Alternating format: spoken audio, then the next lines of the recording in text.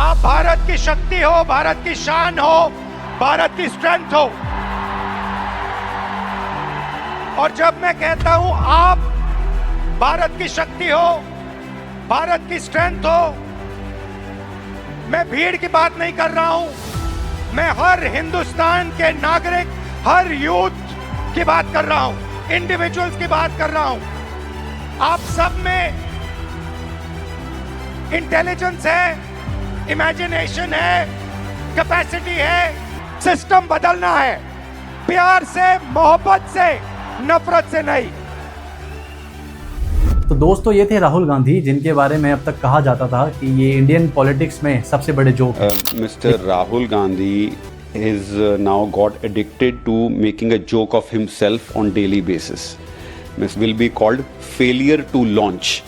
लेकिन वही राहुल गांधी आज देश की पार्लियामेंट में लीडर ऑफ अपोजिशन भी हैं। तमाम मुद्दे, चाहे वो वोट चोरी का मामला हो, इलेक्शन कमीशन की अकाउंटेबिलिटी का मामला हो या फिर इलेक्टोरल बॉन्ड का मामला हो, इन्होंने सभी मामलों के ऊपर सरकार से तीखे सवाल पूछे।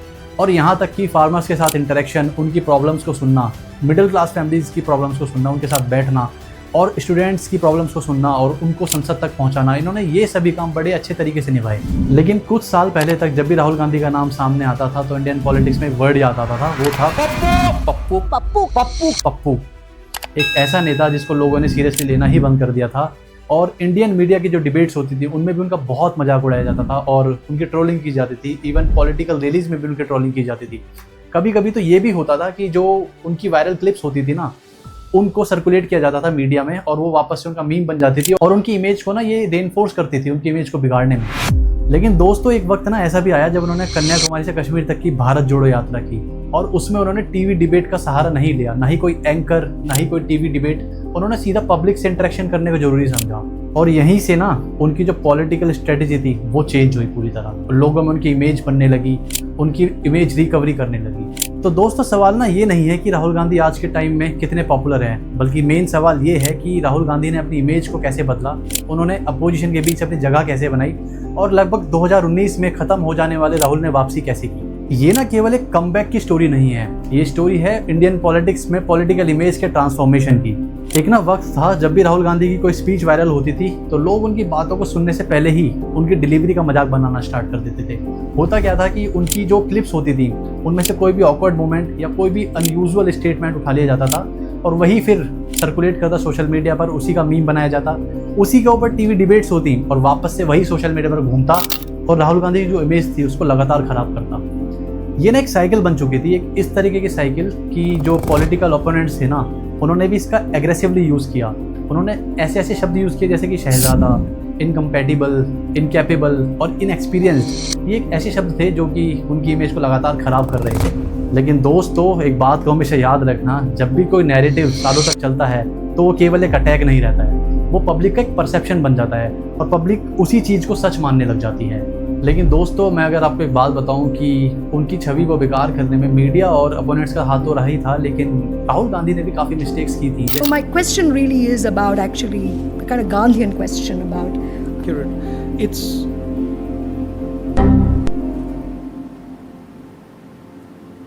you realize I'm thinking उनकी कुछ स्पीचेस बहुत कंफ्यूजिंग होती थी और उनका कम्युनिकेशन भी काफ़ी वीक था उस टाइम पे और कांग्रेस लगातार चुनाव हार रही थी। यहाँ तक कि बहुत सारे डॉक्टर्ड और मिसलीडिंग वीडियो भी चलाए गए और उन क्लिप्स को फैलाया गया और बल्कि फैक्ट चेकर्स ने चेक भी किया कि जो मेन कॉन्टेक्स्ट हुआ करता था उनको कट करके उस पूरे कॉन्टेक्स्ट को चेंज किया गया, जिससे उनकी इमेज बहुत ज़्यादा खराब हुई। यानी ये कहना गलत होगा कि राहुल गांधी की हर एक क्रिटिसिज्म फेक थी, लेकिन मिसलीडिंग कंटेंट ने उनकी ऑलरेडी नेगेटिव इमेज को और ज़्यादा रेनफोर्स किया और धीरे धीरे राहुल गांधी एक पॉलिटिशियन से ज़्यादा एक पॉलिटिकल कैरेक्टर बनकर रह गए और उनके बारे में ये माना जाने लगा कि ये बंदा तो कभी पॉलिटिक्स को नहीं सीख सकता और ना ही कोई इलेक्शन जीत सकता है।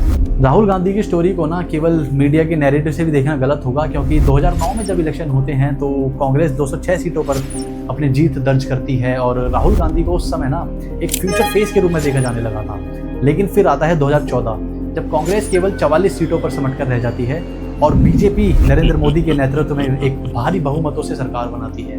उसके बाद यहाँ पर एक परसेप्शन बना लिया जाता है कि राहुल गांधी एक ऐसे नेता हैं शायद ये कभी इलेक्शन जीत ही नहीं पाएंगे और लीडरशिप शायद कभी कर ही नहीं पाएंगे। लेकिन फिर आता है 2019 जब वापस से कांग्रेस 52 सीटों पर सिमट कर रह जाती है और नरेंद्र मोदी वापस से प्रधानमंत्री बने रहते हैं। इस समय राहुल गांधी कांग्रेस की जो गढ़ मानी जाने वाली सीट थी अमेठी, उससे भी चुनाव हार जाते हैं।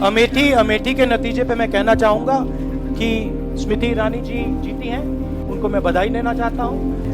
अमेठी गांधी फैमिली की एक ऐसी सीट थी जो कि उनका ट्रेडिशनल स्ट्रॉन्ग होल्ड हुआ करती थी, लेकिन इस सीट से हार जाने के बाद कांग्रेस के अंदर हलचल होती है और राहुल गांधी प्रेसिडेंट के पद से अपना इस्तीफा दे देते हैं। हालांकि अब एक पिक्चर देखिए, यहाँ पर कांग्रेस भी कमजोर, राहुल गांधी की क्रेडिबिलिटी भी क्वेश्चन हुई और अमेठी तक वो हार गए और उनके सामने थी एक नरेंद्र मोदी की मैसिव पॉलिटिकल इमेज।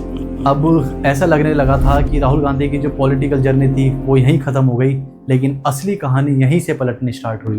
2019 के बाद इलेक्शन हारना सबसे बड़ी प्रॉब्लम नहीं थी, जो सबसे बड़ी प्रॉब्लम थी वो थी क्रेडिबिलिटी की। क्योंकि राहुल गांधी अगर वही old rallies, old political strategies को फॉलो करते तो लोगों के मन में उनकी वही इमेज जाती और लोग उन्हें उसी इमेज के थ्रू देखते जो उनकी पहले थी।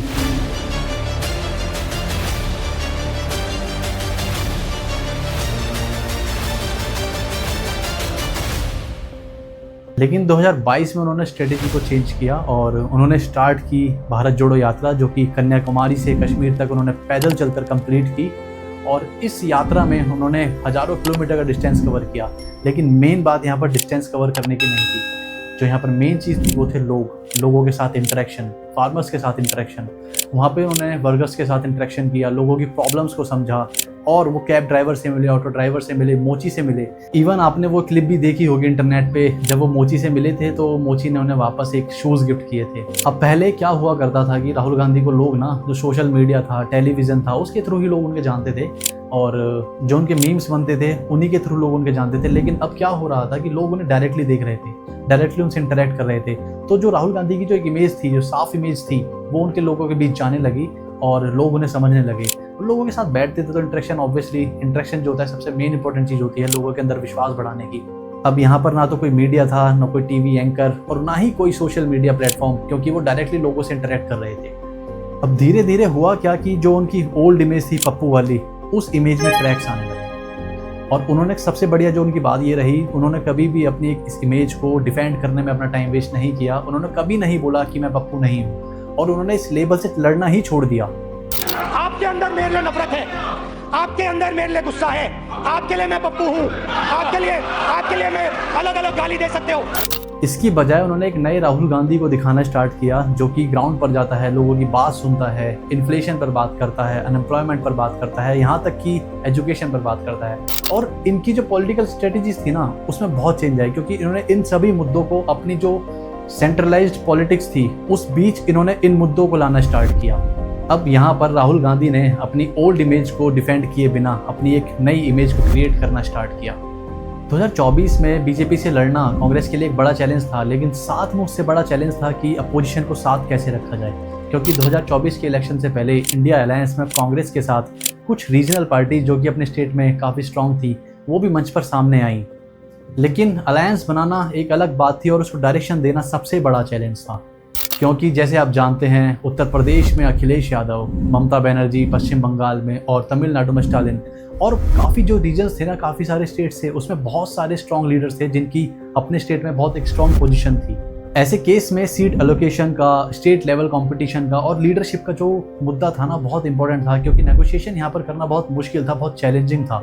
और मेन सवाल ये था कि अगर by chance India alliance election जीत जाता है, चुनाव जीत जाता है, तो यहाँ पर प्राइम मिनिस्ट्रियल का फेस कौन होगा, क्योंकि राहुल गांधी एक मेजर नेशनल फेस थे, लेकिन कांग्रेस केवल अलायंस में इकलौती पार्टी नहीं थी। तो ऐसे में खाली राहुल गांधी को पूरे अलायंस का नेता मान लेना बिल्कुल गलत होता। लेकिन 2022 के बाद जब राहुल गांधी ने भारत जोड़ो यात्रा करी थी, तो उस समय उनकी नेशनल विजिबिलिटी और नेशनल एक्सेप्टेबिलिटी पब्लिक के बीच बढ़ी और उनकी इमेज जो थी ना, वो पहले से काफ़ी डिफरेंट थी। ऐसे में केवल वो कांग्रेस के नेता नहीं रहे, बल्कि वो पूरे अलायंस में एक नेशनल अपोजिशन फिगर के रूप में देखे जाने लगे।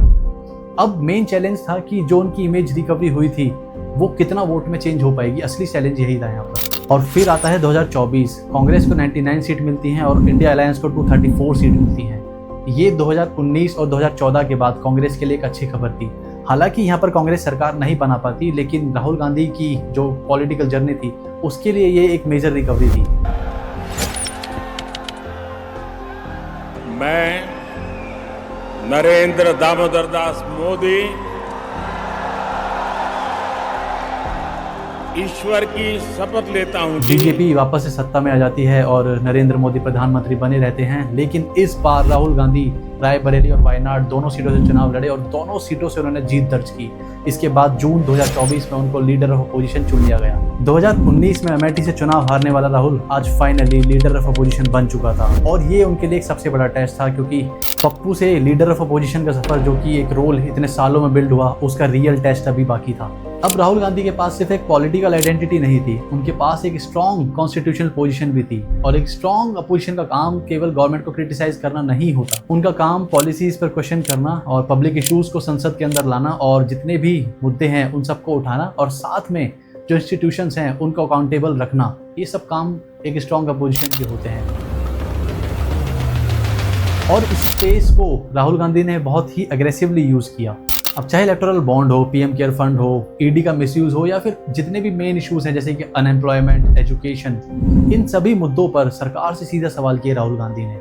और एक बात मैं आपको बताता हूं कि 2024 में जून के महीने में सुप्रीम कोर्ट ने इलेक्टोरल बॉन्ड को अनकॉन्स्टिट्यूशनल घोषित कर दिया, क्योंकि सुप्रीम कोर्ट ने देखा कि जो पॉलिटिकल फंडिंग्स थी उसमें कहीं ना कहीं ट्रांसपेरेंसी का जो था वो उल्लंघन हो रहा था। और फिर आता है वोट चोरी का मामला। राहुल गांधी ने इलेक्टोरल रोल को लेकर सरकार पर सीरियस एलिगेशंस लगाए। उन्होंने स्पेसिफिक कॉन्स्टिट्यूएंसीज के वोटर्स डेटा को एग्जाम्पल के तौर पर सामने रखा। हालांकि इलेक्शन कमीशन ने इन सभी एलिगेशन को रिजेक्ट किया और राहुल गांधी से सीधा एविडेंसेस की मांग की। इसलिए एक डिस्टिंक्शन इंपॉर्टेंट है कि एलिगेशंस और एस्टेब्लिश्ड फैक्ट जो है वो सेम चीज़ नहीं होती, लेकिन अपोजिशन का काम है यहाँ पर क्वेश्चन को रेज करना और इंस्टीट्यूशन का काम है उन क्वेश्चंस का आंसर देना। और ये राहुल गांधी की करंट पॉलिटिक्स का एक इम्पोर्टेंट पार्ट भी है, क्योंकि वो केवल गवर्नमेंट के अगेंस्ट बोलने की कोशिश नहीं कर रहे हैं, बल्कि वो ये बताना चाहते हैं कि जो अपोजिशन है वो भी एक डेमोक्रेसी का एक एसेंशियल पार्ट है। और इसी वजह से उनका जो कमबैक है वो सिर्फ उनके लिए केवल एक पर्सनैलिटी ट्रांसफॉर्मेशन नहीं, बल्कि उन्होंने पॉलिटिकल पोजिशनिंग भी चेंज करी है। तो क्या राहुल गांधी आज देश के प्रधानमंत्री बन सकते हैं? अगर सीरियसली बताऊं तो इसका आंसर किसी के पास भी नहीं है।